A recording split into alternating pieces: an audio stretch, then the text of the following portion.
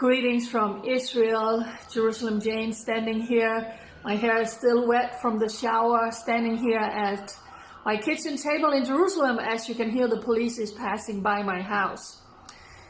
I fell asleep around 3 a.m. last night where everything was really like up in the open regarding the election, and then I woke up 3.5 hours later and oh boy, have things changed. So I just want to give you a very brief update what the situation is right now.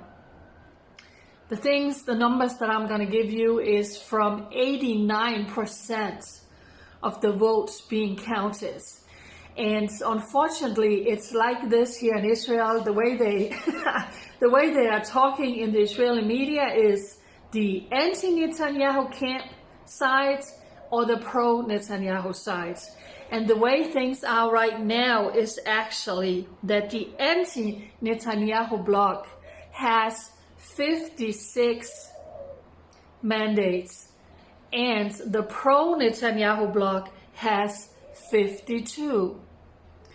Then what flipped overnight was the Ram party, one of the parties who used to be in a joint list with 3 other Arab parties, broke off and they ran for themselves.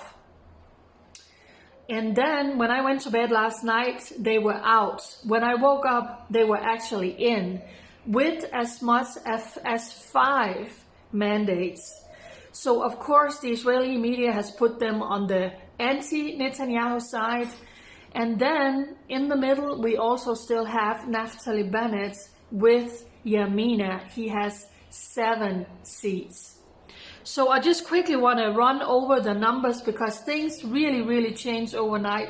It was quite remarkable. The way things are right now, Benjamin Netanyahu and Likud have 30. Then the next one is Yair Lapid with 18. And then surprise, Benny Gantz, who with his blue and white in some of the polls was actually predicted barely making it, is now standing with 8. So he's actually at this time the 3rd largest party. It's really remarkable done by the former chief of staff Benny Gantz and blue and white. And then comes all the other parties, 7, Yamina, religious party. Another thing that is really hats off is the Labour Party. They were also in some of the polls predicted to barely making it.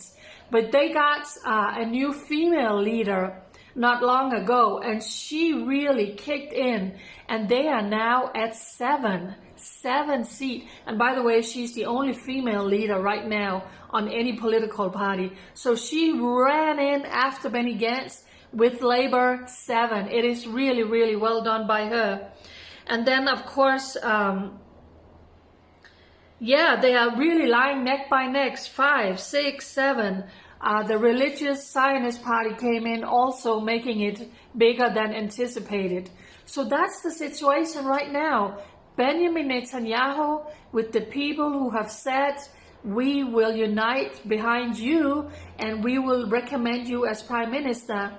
There is not enough mandates. You need to have 61, and Benjamin Netanyahu does not have it.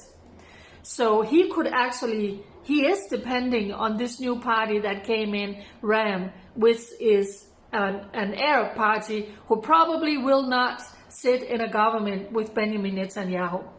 So they're still counting the last bit of votes, and what could change it is the ballots that was casted, the envelope ballots.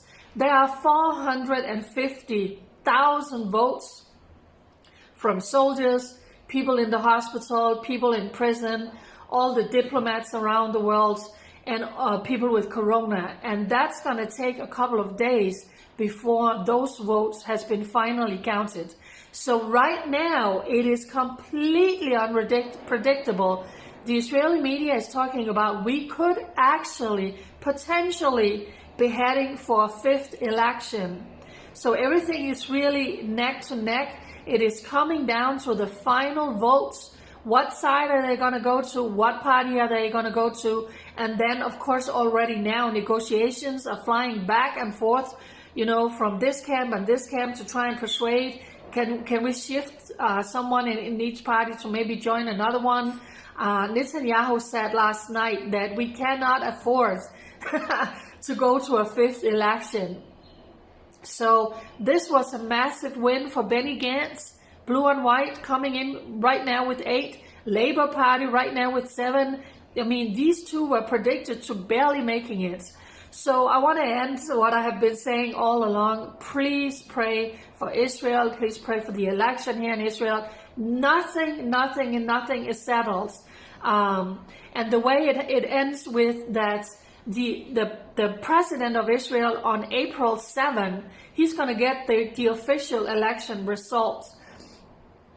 And then all the parties are going to be invited to him, and then they'll say, we officially recommend this person and this person to try and form a coalition, and then he determines who he believes has the biggest chance on forming a government. So nothing is written in steel that's going to be Netanyahu. So continue to pray for Israel, and I will keep you updated throughout the day when changes are coming in and what is the current update regarding the election. Have a wonderful day around the world. Bye.